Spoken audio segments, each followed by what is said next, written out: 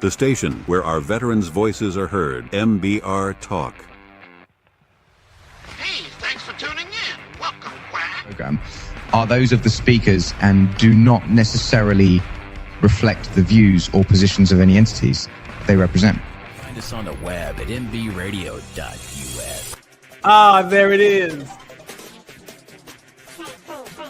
You tuned into the Farron Dozier Show on nbradio.us, Tech Talk Edition, and Live Sports. Catch me here Wednesdays at 4 p.m. Pacific Time, only on nbradio.us. Shout out. How'd I do? Was that a good take? That might be.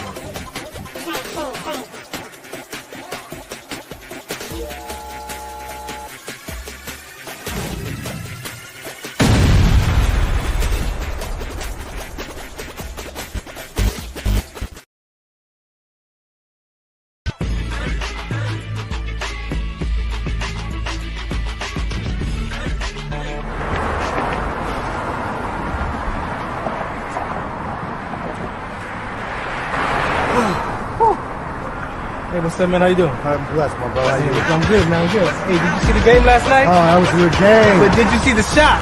I lost money from that shot. Oh, man, that shot was cold, I man. hated it, but it was good. Damn. What's in those jeans? You really want to know? I do. Exhaustion, muscle spasms, asthmatic issues, unexpected sickle cell trait crises. Damn. Are you serious? When I was young, I found out I had sickle cell trait. My mom's told me, but I ain't have no knowledge of it. But when I got older, I had a child, and the doctor told me my daughter has sickle cell trait. Do you know the facts that both parents have sickle cell trait? There's a 50% chance the child may have the trait, and 25% chance the child may have the disease. Hey, that's what's the count. Do you know that 2.5 million people in the United States have sickle cell trait, 300 million people globally? I didn't find out I had sickle cell trait until I was in the Army, 10 years. Next thing you know, I had a sickle cell trait exertion site. Sickle cell? I thought that was a black gene or something. Nah, man, the Latin community is number 2. 1 out of 36,000 babies are being born with sickle cell disease. You could be Caucasian, Mediterranean, European. You gotta know your bloodline, man. There is an inherited gene in our community that has been forgotten. The name is sickle cell trait. WDCONSCT, also known as What's the Count, is out to bring awareness, education, and prevention to people all over the globe. Want more information? Call us now at 323-215-5384 or visit www.wdconsct.org.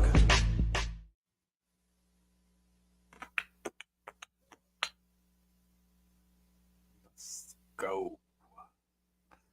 All right, good afternoon and welcome to the Farron Dozier Show on Military Broadcast Radio Network. That's right, MBR. We're live today. Thanks for listening in. We always have a very important show for you here on Wednesdays at 4 p.m. Pacific time. But also, you can catch me at KCAA Radio, 106.5 FM, 1050 AM if you're in the Inland Empire, and also at kcaaradio.com. That's Sunday nights at 8 p.m. Pacific time. Over there, we do a little bit more sports talk. We got the Sports Selective TV, media, and radio segment, but we still do the variety show, the Farron Dozier Show.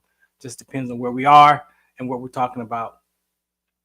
Today is a very important show for me. As you've been on my shows or been listening and watching, I share a lot about my own personal life, my own personal journey, things that I've had to go back and heal from, relationships, most important relationship with my parents, and then myself, and then my daughters.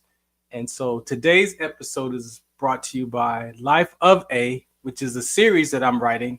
I'm stepping into the author conversation right now, right? So this one comes from a space of the life of a 23-year-old. And this is what one of the defining moments titled The Day I Walked Away from God. And I titled it that because at 21 years old, life just shifted. It changed. I joined the military at 19. I got married at 19 and then separated at 21. And then my daughters were born at age 23. And so what I learned most recently about myself was I had a lot of shame. I had a lot of shame. I had a lot of embarrassment. I even had some self-disappointment for that marriage failing.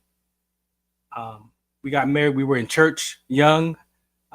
It was the right thing to do at the time, right? Spiritually, biblically.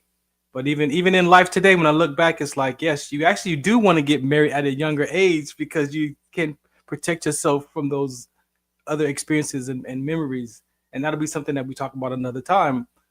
But I realized I carried a lot of embarrassment at 21 years old.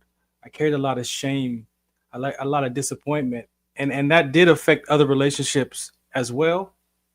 But this particular conversation today of the life of a 23-year-old brings to the table my middle daughter, Brittney.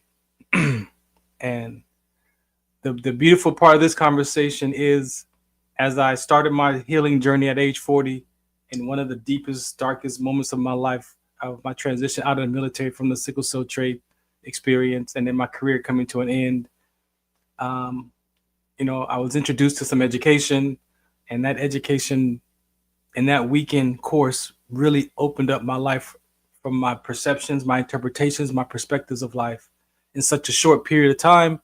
And I walked away experiencing being transformed. I walked away experiencing freedom, peace of mind, all because I was willing to tell the truth to myself up against some principles that I found that weekend to have confidence in. And when I did that, so much more opened up. And, here we are today, 15 years later. And so when my daughter, Brittney, asked, to do a show, I asked her to come and be a part of this episode here today so that we can share our, be open and share our stories. I don't know how far she wants to go, but, I'm going to dance with her in the conversation. But for those of us who are military on this network, if you are a first responder, you wore some type of uniform, you know that the military, that those jobs takes us away from our families. And I heard a conversation the other day that said something to the fact of, I gained a career, but I lost my family. And there was a part of that I could relate to, being in the military, traveling, and not being with my children, not being around them, things like that. So you feel like you miss out on some things like that. So I gained this great career in the military, retired, but then there were some fractures in my own personal relationships. And so I pray that you hear something for yourself. If you're willing to listen and to self-examine yourself up against the conversation that my daughter and I have, I call this the father-daughter, daughter-father conversation. I've told Brittney numerous of times that her and I should get together and just go on a father-daughter tour, because there's so many of us impacted by our relationships with our parents that hinder us in our own lives, right? And then we become parents or whatever that happens, and then now we're carrying those episodes and stories with us. So I believe I've opened up the conversation enough for the context to share of what we're going to talk about. If you want more information about that inspirational conversation, it's at farrond.com. And this is it's under the Life of the series.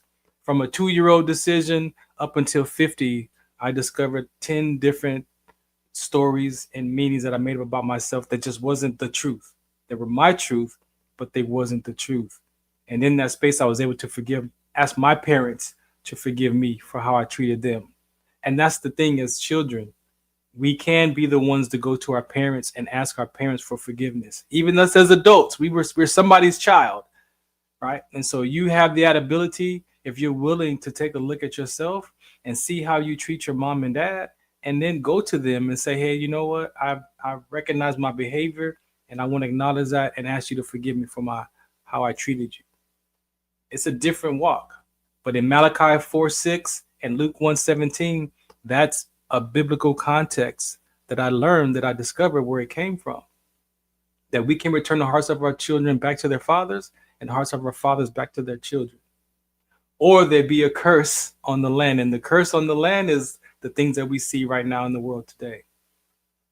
So with no further ado, I would like to bring up my daughter. Again, I love her. I'm grateful that where we are today, that looking back 15, 20 years ago, even longer, you probably wouldn't even knew that we would have a conversation or be connected as such as it is today. And so we are proof that you can restore relationships as parents, as fathers to your children, and even as children to your parents. So this is the one and only. Let me turn this ticker off here. We don't need to see all that. All right, ladies and gentlemen, this is Brittney. What's happening? What's going on? You doing good? I'm good. Yeah. So thank you for accepting the invitation. I know you kind of ignited this conversation. But based off of what I opened up the show with, what did you hear? And then we'll get started. That you got married at 19. Yeah. I feel like I knew that, but hearing that just right now kind of put me in a completely different headspace of like understanding.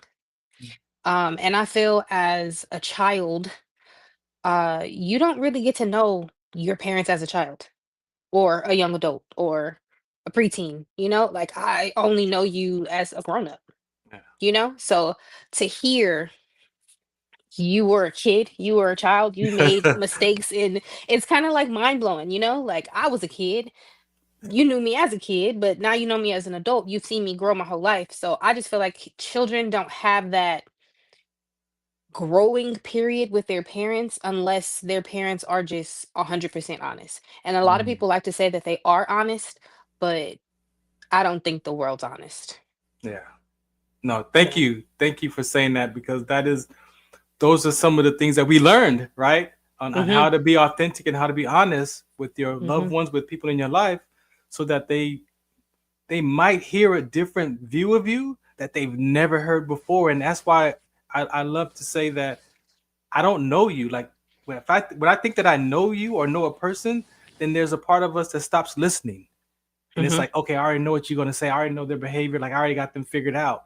And so I definitely appreciate you for hearing that, even if it's for the first time in a different perspective, because this is what I want other people to have to be able to listen as they listen to their loved ones and their children, and the children listen to their parents. Like, wait, man, like you was what?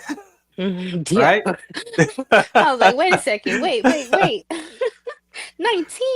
Yeah. You were a baby. We was 19, baby, 19. Ooh. And no, go ahead. Even know I was just gonna say, you didn't even know yourself for real. No. Yeah. No. Yeah, that's a transitional age, and even some 19-year-olds are not mature. Yeah. To for sure not to get married, but that's and my that, opinion. But that's yeah, okay. no, and that's and we can start there. And I'm definitely not going to speak for your mom. I'm just going to tell my side of it, my views of it. But yeah, we were young. We were young. I think when I met her at church, I was like 13. And she's a year or so older than me, like a year and a half. And so she was already a little bit older than me. And so I just remember going to Jesus Christ Faith Center, just going to church. And then about 17 going into 18. Matter of fact, it was my senior year. And we were in the choir at church as well. And so okay. It was prom. And I remember your mom going to her prom. And I think she went to her prom, but I remember it was whole prom conversation. So my turn came up and I wasn't going to prom. And I had chalked it off like I'm not even participating, because at that time I was already hurt from a 14-year-old episode in junior high school. So I wasn't really talking to girls. And so my Uncle Jerry encouraged me. He was like, at choir rehearsal a couple of weeks before. You're not going to prom? You're not going to prom? It's like, I see you be looking at Monica. Go. Why don't you go ask her to go to prom? Like, she older than me. Like, she ain't going. And so I kid you not, it was like 2 weeks before prom. And I found the courage on that choir rehearsal night to ask your mom to go On to that prom. Tuesday night. It was a Tuesday or Wednesday, one of them nights. And she said, yeah. And the rest was his story. And had a good time. And that was part of the kickoff of us, having a relationship. And then when you look at the spiritual context of it all and the religious aspect, right? There's a part that says you can't have sex before marriage and all these things. And so we were in that church community, and it was like, okay, if we want to be together, we're young. This is what the word says to do. And as you mentioned, we were not mature, Yeah. and what I was dealing with for sure. And long story short, this is where we are today. And the part that brings me to you is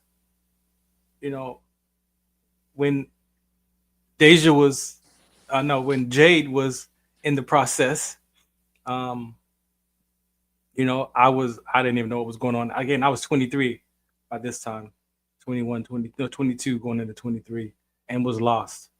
I really didn't know. And then I knew that I wanted to be respectful of your mom and let her know that, hey, we didn't have a child, but I'm about to have this baby, and I just want to be honest and let you know. And the crazy thing was, I wasn't with Jay's mom anymore, and me and your mom got back together for a sec, and you, in those in between times, within an 8-month span, you came along, and now I have these 2 little girls that are babies at 23, and the disappointment and the shame from the marriage failing at such a young age, and then now they almost embarrassed to have 2 children out of wedlock, as a 23-year-old. And I think the biggest part of that episode is at 23. I was with my buddy Al, and we were at this restaurant having dinner, and these 2 girls was in the corner, and I could hear her loud talking. She was loud talking to her girlfriend. Girl, I wouldn't date no guy with no kids. I mean, and she was just going in, and I'm all the way at their table listening, and we over here eating and talking, but my ears is over there, and I hear her say that I won't date no guy with no kids, girl. And all of a sudden my mind was like, dude, you got 2 little girls. Who's going to accept you? You're not going to be accepted. And I can articulate it today because I look back and I let those 2 girls define what I thought all women was going to be about. Yeah. But in that moment of me at that table having dinner and hearing those girls say that, my mind was like, okay, well, how are we gonna get accepted? Like, how are we gonna get accepted? And I made up a story to make sense to me that, okay, if I meet a girl, I'm just not gonna tell her I have kids. Like, I'm not, because I think that if she wants to talk to me, then my daughters have nothing to do with her. So then she should accept me for me first, right? And so I made that make sense to deal with the emotional pain that I was in those moments of that conversation. But what I didn't realize is I became a liar. Because from that moment on, withholding the truth, from that moment on, if I met a girl and she asked me if I had children, my first instinct was to say no. And if I was a little bit confident, I would say 1. And if I was feeling myself that day, I would say 2.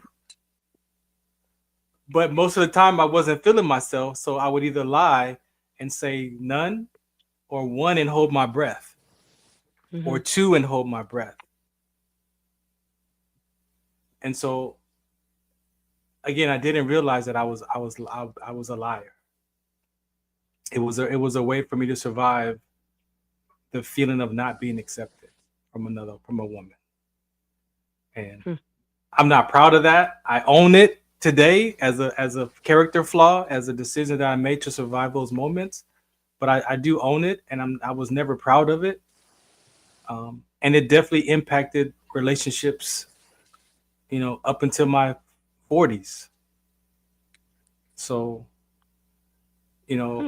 based upon that, and then you come in, and then there was a period that me and your mom tried to work it out and tried to figure it out and get it together, and again, I was lost, trying to, I was National Guard part-time.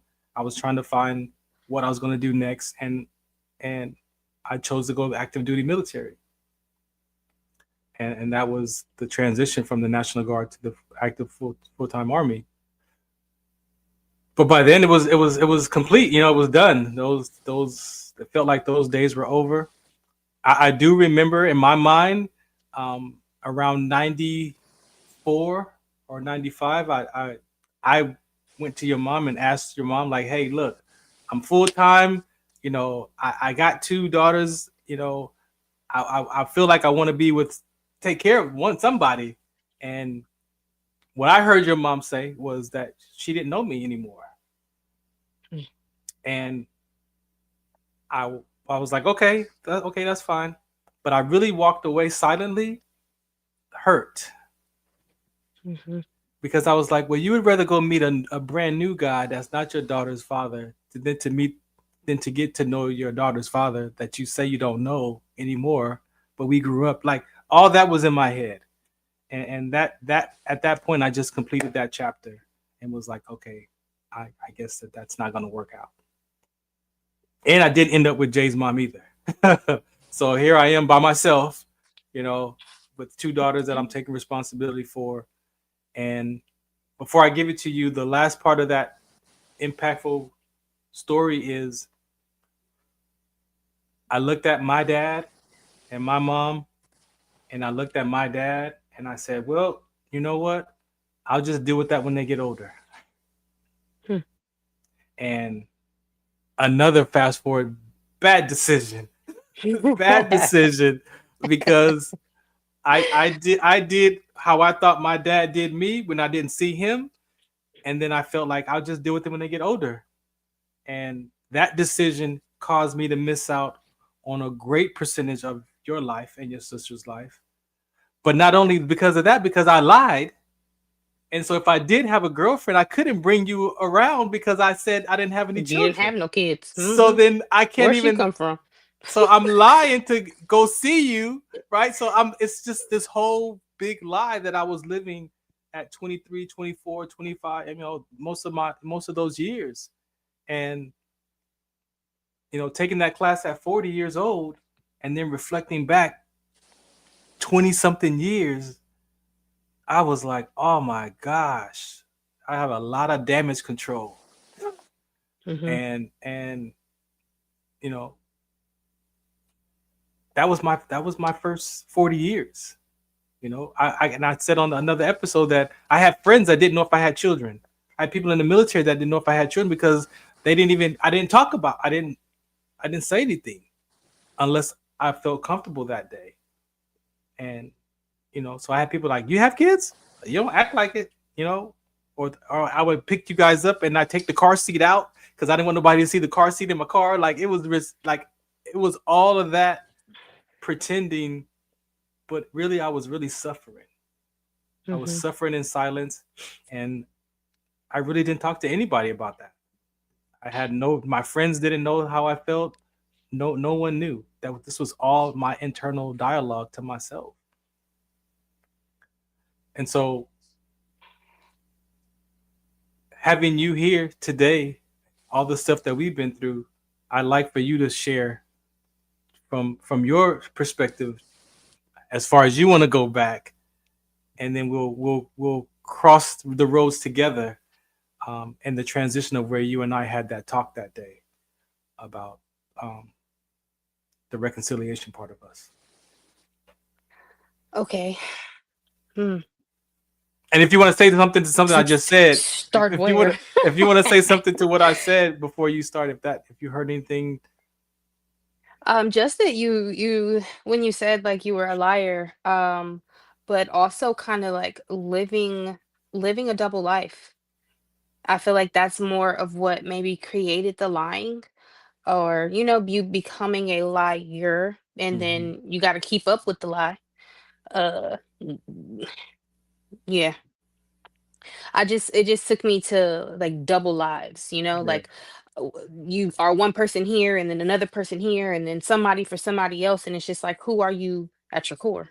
yeah, It more so feels like people pleasing, trying to please everyone else except yourself. You know what I mean? Yeah. That's all. No judgment. yeah. No, Um, no, no triggers. I'm good. uh, okay, okay. Um, I feel like it's as if I have healed that hurt portion of myself, and sometimes you just remove a memory and you Mm, think that it's helping you, and it may not be helping you. mm, So I just know, like, growing up, I was angry. I didn't understand.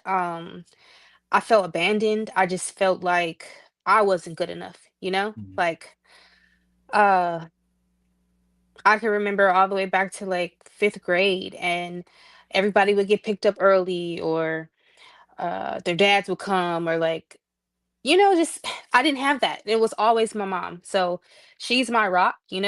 I love her for her doing and being exactly who she was and who she is. But I always felt a void. It just always felt like I wasn't complete.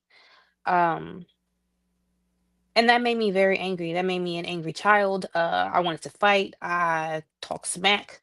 I mm, did anything and everything you could think of except be in the streets. My mom was very, very specific on us being at church Sunday, Monday, Tuesday, Wednesday.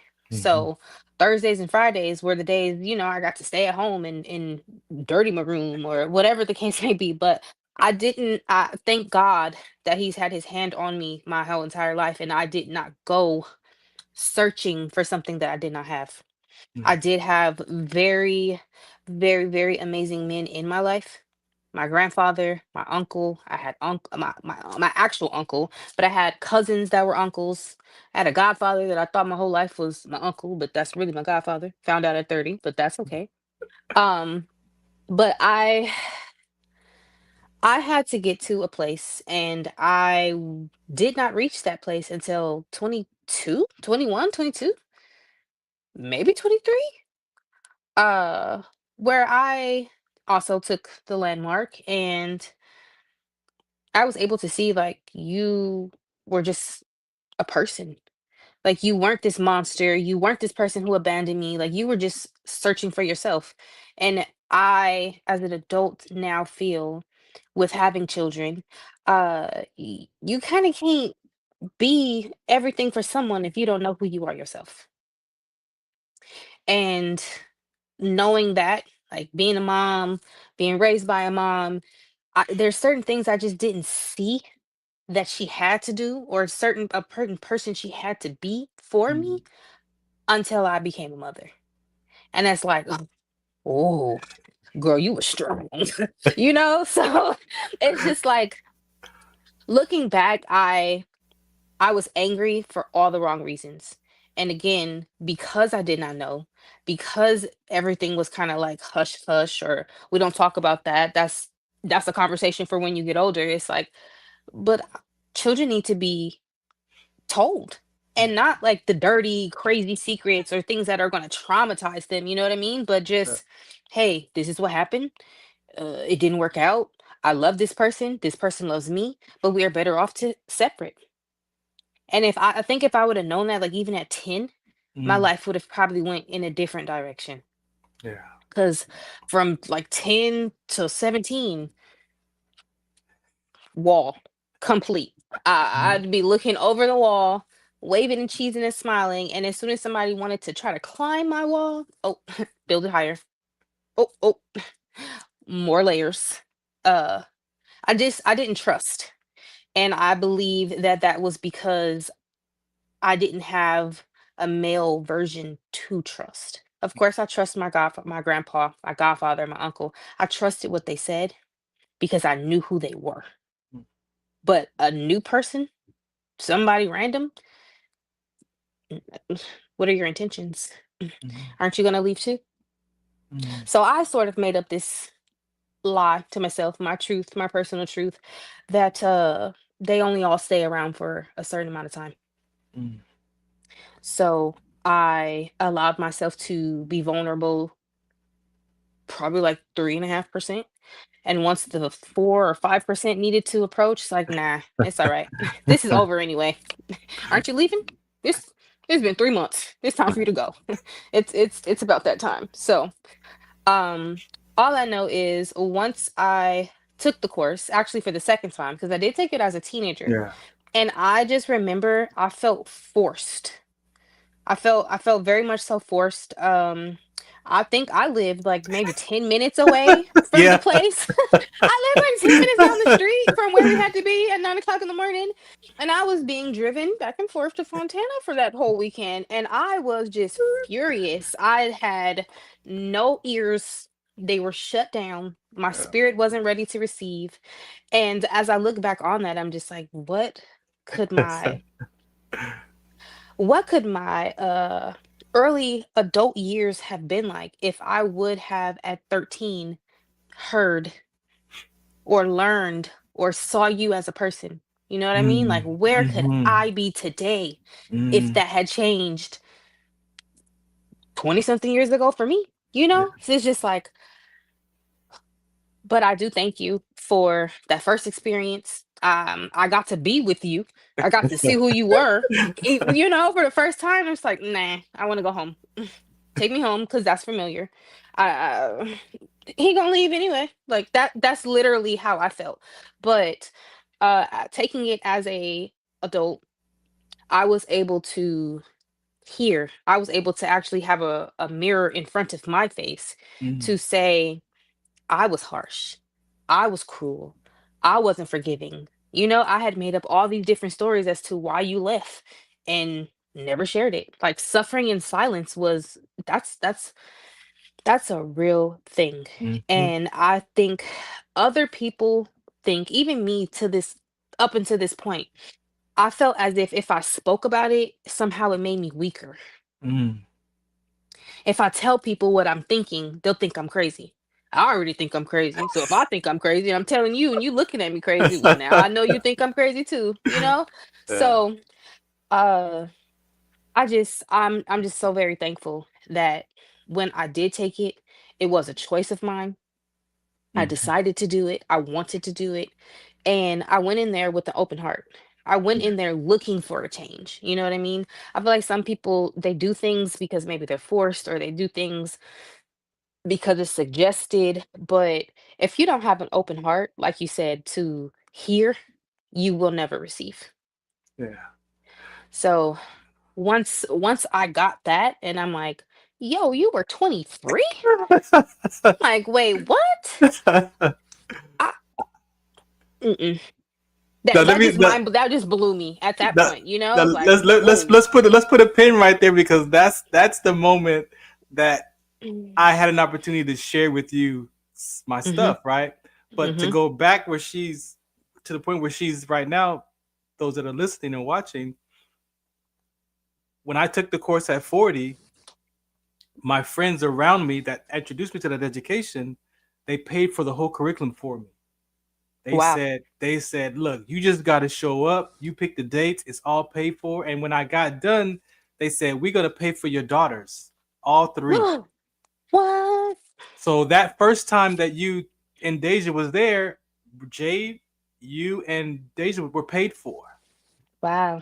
So it wasn't the force. It was the like, hey, this is an opportunity and it's paid for. And it was wild because you and Deja went, but Jade had given Jade the dates. She was good to go, all 3 of y'all. And then she was going to college and her campus walk, whatever that's called, was the same weekend that her grandmother picked to go do the walk through it. And so she couldn't go. Yeah. And I was 'Cause like, college is no, more important.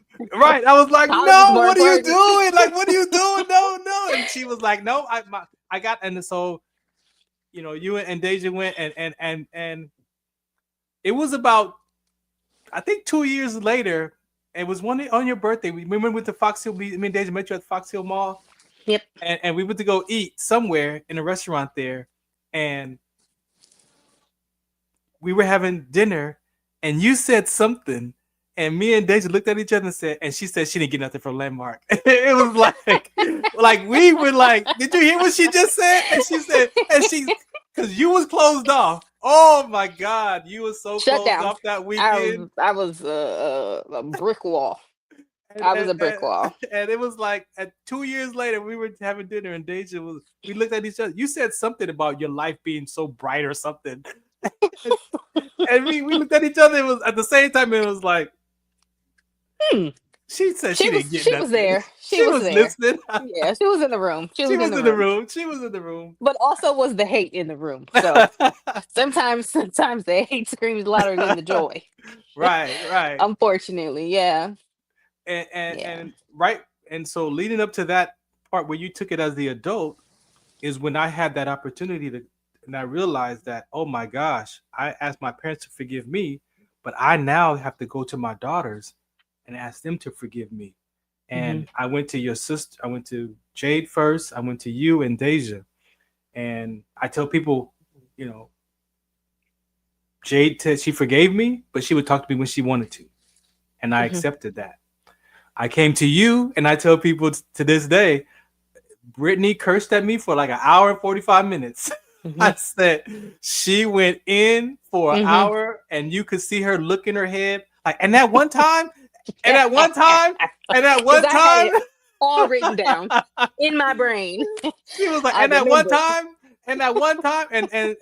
and I share with parents, even today as I teach at church and share with people I meet, there's a way to create the conversation that you can allow your child to share with you how they feel about you. And you have to be able to put your feelings and emotions and your opinions aside so that you can hear the heart of your child. And when you did that, and I said in the conversation, I'm not going to defend myself. I just want you to just share. And even some of the stuff that you said was legit, and some was like, what? And then some was like, okay, I could see that. Like, I had those 3 different categories. I still didn't defend myself at the end. And I knew that one day I'm going to have my opportunity to share my life. And that was what I was taught from that education. If you do this framework in your life, you'll get your opportunity to share your side of the story one day. And for you to come back to me from that weekend and say, Dad, I was shocked. What was going on when I was born? And I was like, oh, I finally get my day to tell my truth. And that was not just for you freeing, but that was my freedom as well in return, to finally get to say in my voice, this is where I was at, man. I was lost. I didn't know what the heck I was doing.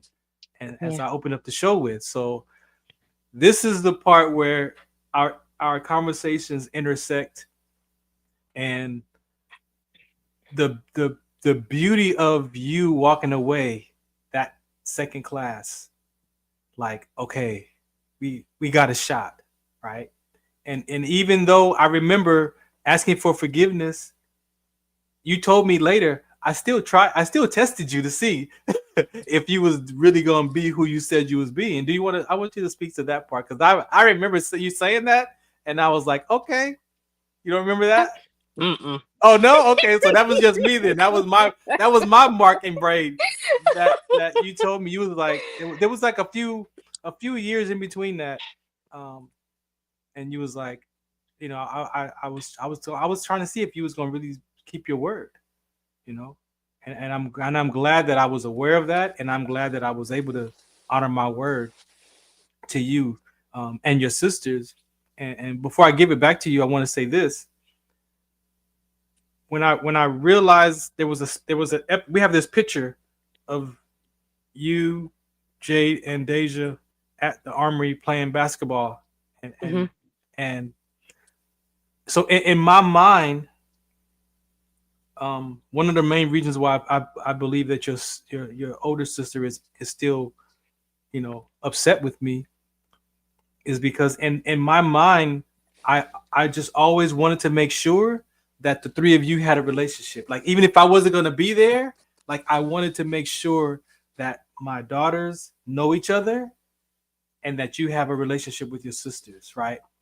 And in being that single mindedness of a decision, because I didn't know any better, what it did was that I always wanted to have y'all together. And then if you wasn't together, then I wasn't with anybody, Mhm. right? And I didn't realize that each one of you needed a piece of me in your own way. Mhm. And the episode of when I won the radio show tickets off of 94.7 The Wave for Disney was Knott's Berry Farm. Mhm. And as soon as I won those tickets, I was like, oh, I got it. And I called each one of y'all like, hey, I won these radio tickets to Knott's Berry Farm, 4-pack of tickets. Let's go, let's go, let's go. And everybody agreed. And I was like, and we met up, we had breakfast, we went. You had to leave early, but you hung out with us to the as far as you could. And then Jade and Deja and myself, they finished the rides. We went home, dropped Jade off. Man, I was on like the highest cloud I could possibly be on. And I said, man, we got to do this again. And the next year, I came up with this plan. Let's go to medieval times. And so Jade was like, well, I'll be home for Thanksgiving, so we could do it around that time. And Deja, Miss, I want to get a job, was like, oh, how much? I'm gonna apply for a job for the holiday week and month and blah blah blah. So I was like, hey, look, if you get that, don't we remember you going to the dinner on that Thursday? Like, well, this girl gets the job and can't go to medieval times. Mhm. So in my single-mindedness thought process, I'm like, well, I gotta cancel. Mhm. I gotta cancel because one's missing. Mhm. And so when I canceled that dinner plan, I believe that was the nail in the coffin for Jade, because she was like, you need to find out why you gotta cancel your plans all the time. Mhm. And I was like, oh. And I happened to take a communication class right after. And in that weekend, I discovered why I canceled my plans with my children, because I wanted you all to have a relationship together and to know each other, which that happened. But guess who was still out of the picture? Was Mhm. me. And Mhm. so that was the part that led up to the forgiveness and realizing I need to go to my daughters and let them share with me. And then here you are on your own, and you go and take the class, and then you share with me what you got. So what do you want to say about that and your sisters? I feel like that was another big part of me not feeling good enough. Mm, Um, the we're going here, but then we don't go here. The canceling of the plans. I also think that that was a big part of me not feeling good enough, or like he don't want to be around for real. Like, well, he coming this day, but is he? Like that's where my doubt came in, and then my self doubt came in, and then doubt in men came in. Like, women do what they say, men mm, don't. mm, And it's just like all these different layers of things that you don't realize affect your child in the way that they do. Or you make up a story about it and we running with it. I'm running with it for the rest of my life. Um, I think I was also devastated. I didn't want to go to medieval times in the first place, but wasn't my type of that wasn't my vibe. Not at all. But I was willing to be around horse poop for you. You know what I mean? Like, I I believe I was devastated as well. And it was just like, okay, well, if Daisha can't go, then I could like still get to know my other sister, mm, and I feel like that is why her and I were never as close as we are today. mhm. Because we just didn't have the opportunity. My mamas wasn't getting together. You know, that was something that was just never gonna happen. So it was the opportunity for us to bond as sisters, even though our little sister wasn't there. And I feel like we both kind of took a major hit from that. Um, I can't speak for my older sister, but for me, it was like, dang, he don't tell the truth. And then, like, throughout my life, like every dude that I met, like I was looking for the lie. Yeah. You know what I mean? Like I'm waiting for you to lie to me. So now I don't now I'm not trusting. You don't trust me, I don't trust you. Cool. What is trust anyway? You know? Like it just became layer after layer after layer. And now I know, and now I'm trying to implement in my children's lives that like what they see, what they hear, what they get, it all creates who they're going to be. Yeah. And I'm just trying to keep my mind on their outcome and not just what I got going on. Because everybody got something going on. You know, if we took a poll, everybody is fighting with something. Everybody got some type of secret. Everybody got some animosity. Everybody got a story. You know what I mean? And you don't know that you have a story until you do the work. Until you like,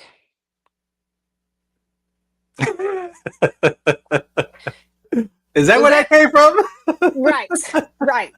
And then it's like you put these glasses on. The glasses are my story. And now I don't see anything else but through this lens. So I'm searching for my validation in my story everywhere. Yeah. And the day I called you, I feel like that's when my glasses were removed and I could see. And I could see my mom and I could see other people around me. Like, I wonder what they had going on when they was 22. You know, like it opened up a whole different world for my mind to thrive in and not be closed-minded. Because closed-mindedness is, I feel like it's a sickness in our world. And I'm not gonna just say African American, but I do know like we we don't talk about that. We don't talk about trauma. You know what I mean? Like we as a people, we don't talk about trauma. It's even looked down upon to go get therapy when it's like, no, sweetie, you need some therapy. You need to get that out so you're not holding on to it and it don't kill you. You know? So that's where I am with that. Yeah. I'm just extremely grateful that I have an open mind, even for the people who are around me now. That already listening or is that what to say right? That Already, always. Yeah. already always listening. It's a real thing. And depending on who you're being in the time or in the space, you're not listening. That's what that is. It literally means I already know what you're gonna say. My ears have now turned off, and I'm waiting to defend what I know you are about to say. I'm not listening to the words you're saying. It don't even sound different. I heard it all before. I heard everything before. So yeah. The beautiful thing today, you know, growing up in church. I mean, I grew up in church probably from a baby because of my grandparents, and then that Me too. episode with my mom and at the teenage years, and then I had this 20 plus year gap of the shame and embarrassment, disappointment, trying to avoid that, the religious part of the gospel that I can't be lukewarm. I can't listen to music. I can't like it's too perfect. So I'm out of here. And then to come 6 years ago, my dad passed, your grandfather, and I found myself worried about how much time I got. I found myself, how old am I going to be when my grandchildren are older? Am I going to make it to 69? Am I going to, and I found myself worrying about my lifespan. And so I went back to God like, hey man, I need some help. Like, I don't want to live like this. I don't want fire insurance either. I want to find Christ, I want to find you for myself. And Mhm. 6 years ago, I made that choice or a decision, and or both, and I went full force. I went in. I had relationships I had to let go. I had to complete a marriage that I was in to figure out who Farron was without all of the stuff. And here we are today. You and I, we message about church. We talk about the word. Like that's the good stuff, Yeah. right? And Yeah. and we have both have the communication to where even if we do go off into the already always listening, one of us can bring the other one back into the conversation of, hey, well, who you being? What is that? Where is that coming from? Right. Mhm. And that's the communication that I hear people wanting to have with their children, that I hear fathers want to have that with their sons and their daughters, and even the children want to have with their parents, but there's still that disconnect. And the ability, as you said earlier, to be willing to tell the truth to your child at whatever age that they are, Mhm. that you fill that space with as much as the truth as you can. Mhm. Because if you don't, that child's going to walk away and make up their own story and then fill that space with their story. And now what you say is not going to fit in because they've already figured out how to They survive filled the gaps in. the gaps. Yep. So anything you want to say about that part of the conversation where we are Filling in gaps, like your kids with this filling in church? gaps. Yeah, with that. Um, I mean, you don't want to tell your 3-year-old all the drastic things, but you would want your 10-year-old to understand where you are mentally, even if they don't understand their mental maturity.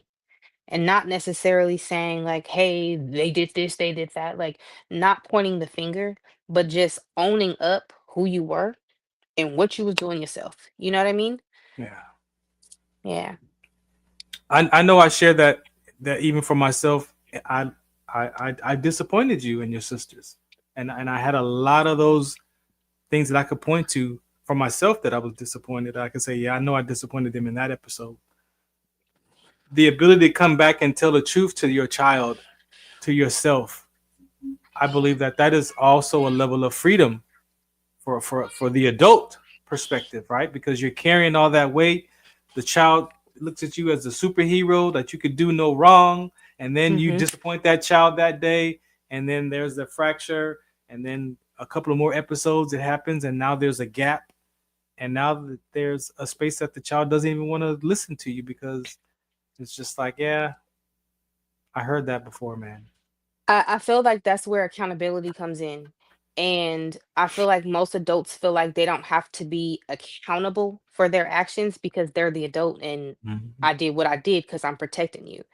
But that's like the first way to show someone how to grow.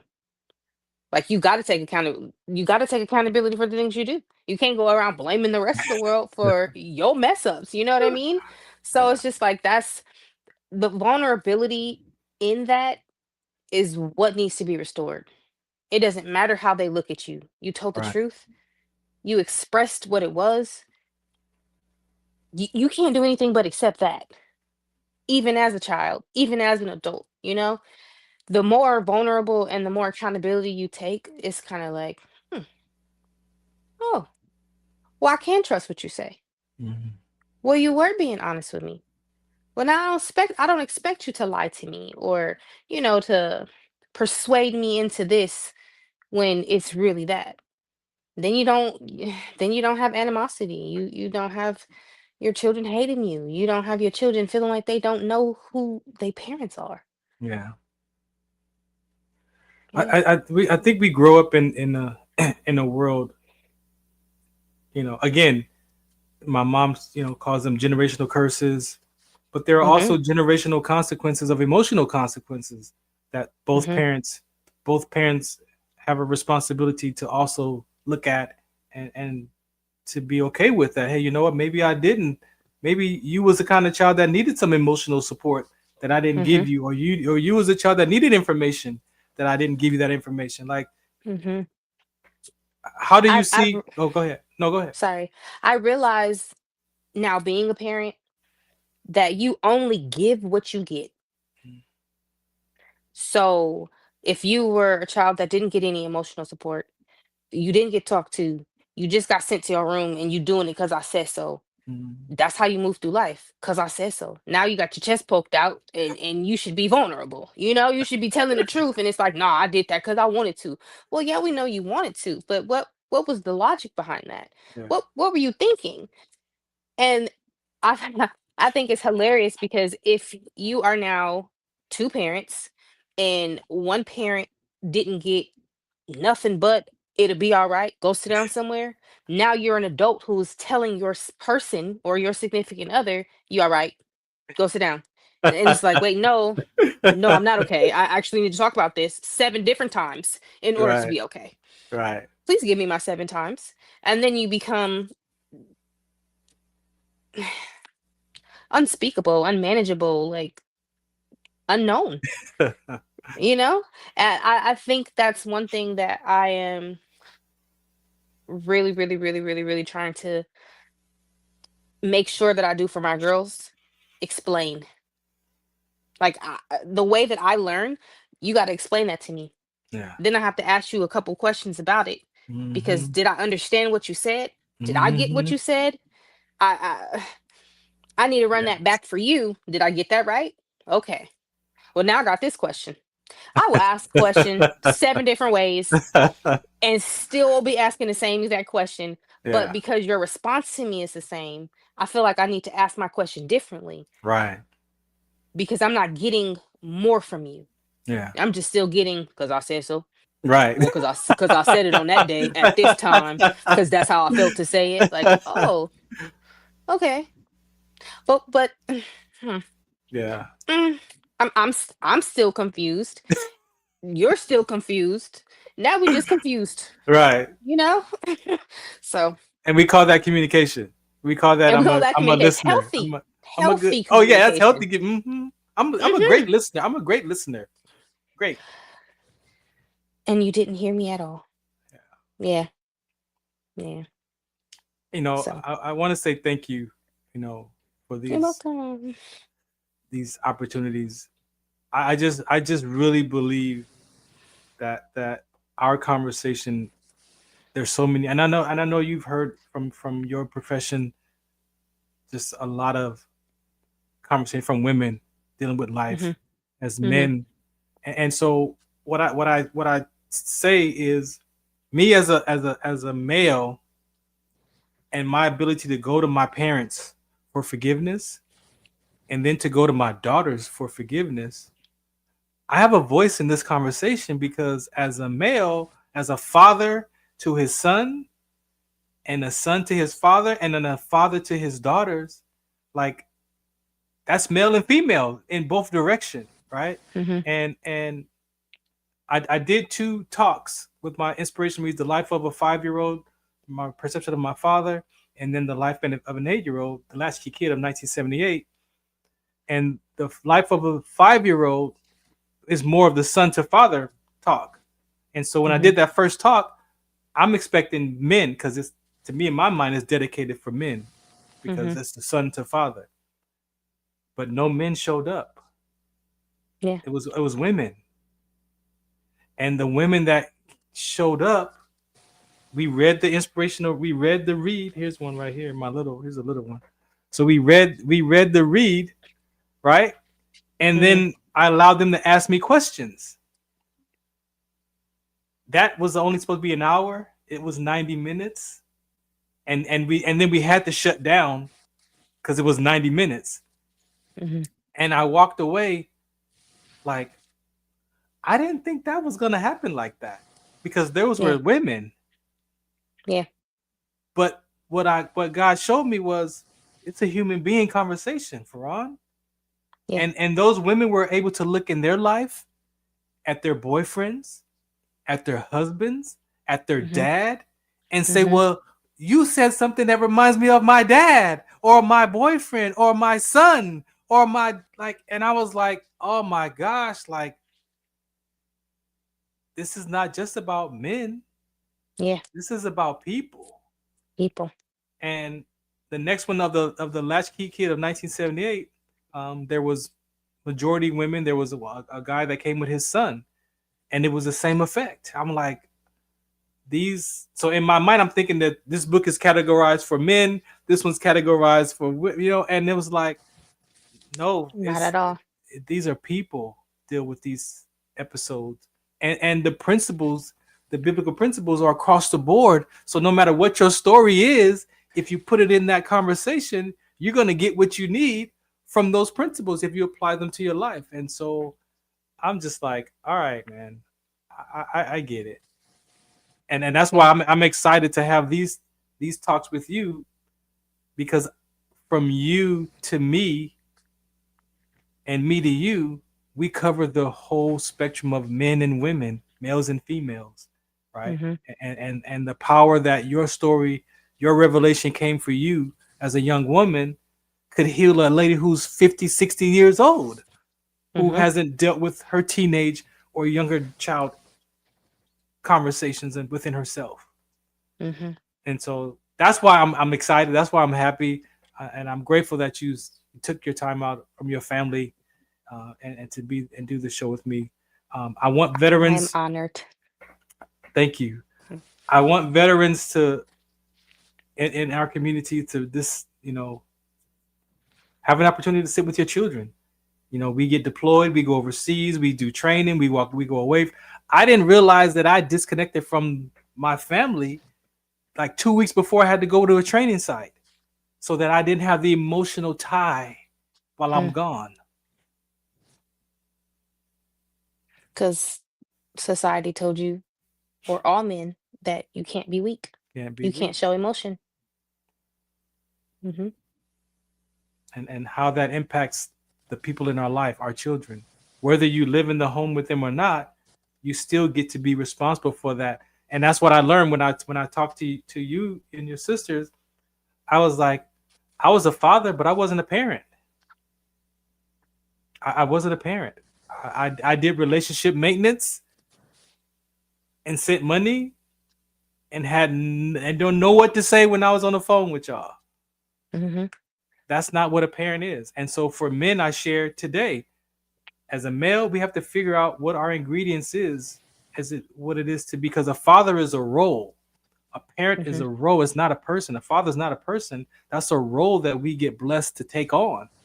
And as you said earlier, if my father relationship from my own father is fractured, or I didn't think he did what he should have did for me, then I'm going to do what I need to do for my children, but in the same reverse fracture.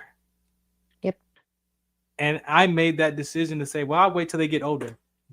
And I missed out like 15, 16 years of you and your sister's life. Yep. And then to try to reappear and be like, hey, y'all ready to hang out?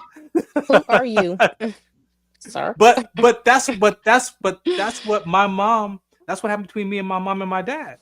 And we talked about this the other day. I didn't see my dad from 8 to 15. And then at 15, she's like, well, you in high school now. You need to go talk to your dad because you got senior stuff coming up. You need to get some money. So one day she just pulled up in front of the barbershop and dropped me off. And I'm like, I don't even know this dude. Like, right. At 15. Yeah. I ain't seen him for 8 years almost. But now I'm acclimating myself back to knowing him. But as you said, my heart was like, this dude don't care about me. He didn't pick me up. He didn't come and see me. I don't know him. But yet I gotta now figure it out. So, and I love my father. He got on my nerve, and I treated him more like my brother than my father, and that's what I asked for forgiveness for, because of how I've treated him funky. And when I recognized that at 40, it was like, oh shoot, I gotta fix that. Yeah, like you to me. What was going on when you was born, bro? Like, what was like? Yeah. No wonder you act. Well, no wonder y'all like this. Y'all was 19 and 20 years old when y'all had me. Y'all was babies. It was the same kind of reverse, emotional consequence. Yeah. And I just want those I men. broke that cycle. I did not have kids till 27. I was not playing no You did. games. You did. Mm-mm. Mm-mm. I You do made not it know for. You you. made it 4 years past me. I do not know you, sir. Mm-mm. But Mm-mm. I just pray that these kind of conversations, even if this is the episode that does it, that we finally had an opportunity to share our stories together, and that maybe a father, a daughter, a wife, or a husband can go back and self-examine themselves off of the things that we shared here, that they could find their peace in their relationships. I hope so. That's the goal. Any last words before we get out of here? I love to watch church on TV. One of my favorite pastors right now is Pastor Mike McClure Jr. And one thing I heard him say today is we always listen from a perspective of other people being the problem, and sometimes we are the problem. So take it from that. Sometimes you might be the problem, and it's okay to admit it and change it. Yeah. I just want to say, from a son to father and a father to his children, you got to go back and figure out your ingredients. And my ingredients is your emotional state. If you got anger and frustration and upset and pissed off, where is the joy, the self-control, the love, the kindness? Like, where is that? Where's that part at? And to realize that we do disappoint our children. We do. It's human nature. And it's okay to allow that child to express themselves. You want that because that keeps the child's heart connected to you. Yep. That they realize that, oh, you do make mistakes. He makes mistakes too. Mm-hmm. Whoa. Mm-hmm. That could be refreshing for the child to now realize that my dad ain't perfect, like you said, and now his perception changes. That, hey, we ain't really all got it figured out. I don't have to pretend like I got it figured out. But yet suffer in silence, and then they still see that, as the already always listening says, you acting this to look good, to not look bad, but you still look bad trying to look good. So you still look bad. Never ending cycle. Yep. It's never ending. Yep. Ladies and gentlemen, thank you again for listening in to the Farron Dozier Show on the Military Broadcast Radio Network. Shouts out to MBR. That QR code right up there, you could go there if you want to donate to this platform. They provide all these services for us. They're giving veterans a voice, as myself. I've been at this for 15 years and was honored to be able to have my military talk show come back into existence on a platform to support my brothers and sisters at arms. So shouts out to the network. Again, thank you for listening in. You can catch me here on Wednesdays at 4 p.m. Pacific time, and also on Sundays at KCA Radio, on Sunday nights at 8 p.m. Other than that, check us out, farrond.com, for more information about the conversation that you heard today, the Life of a series. My plan is for Brittney and I to write our stories from the father to daughter perspective, and then the daughter to father perspective, and then connect them together and produce an inspirational read for you. It might not be maybe 15, 20 pages of it, but enough to give you what you heard today, some principles that we use to get to be in the space that we are today with you in this conversation. I don't know if she want to be an author. I don't really want to be no author. It's not about being an author. It's just about sharing God's message and being able to have that, people read that. So I love want to you. be an author. You want to be an author? Okay, cool. I'll be one with you then. I'll hang out with you. That inspired me to write this other book that I've been saying I want to write for at least 5 years. So. Oh, see? Yeah. So we're going to sit down and put that together. The inspirational reads are from my end already like maybe 10, 11, 12 pages. They're not books. They're just those clips of life. and we share those Small stories articles. before, during, and after the experience, right? Mm-hmm. So I look forward to doing that, working on that with you. Shouts out to your family, my Thank you. grandbabies. Mm-hmm. I wear this. I made this chain a couple of years back when I dealt with the shame of my daughters. But it has my name and your sister's names around on each block. Is that what you've been wearing this whole time? Yeah, that has my name, and then all three of your names is on that block. I did not know that. Yeah. I had to put my glasses on so I could see. Like, wait, what? Yeah. I know that necklace. Yeah. I just never paid attention. Yeah, that's my. I'm not. No more shame. Aw. It's like a pillar, no? Or Yeah, I see it's it like as a pillar. pillar. It's a pillar. Yeah, okay. exactly. Yeah. Okay. Oh, I love that, Dad. So thank you again. You're welcome. I love you. I love you too. All right. We appreciate you for listening today. That was my daughter, Brittney. I'm very grateful. I hope that you enjoyed today's episode. If you have any questions, at Farron Dozier, if you want to be a guest, you heard something for yourself, or you want to share your story on the platform, hit me up right there at Farron Dozier on all your platforms, Facebook, Twitter, Instagram, and I'll bring you on the show and we can have a conversation. I appreciate you. Shout us out. What's the count? I think I'm out of here, right? What is that? Yeah, I think we're good. Let's go.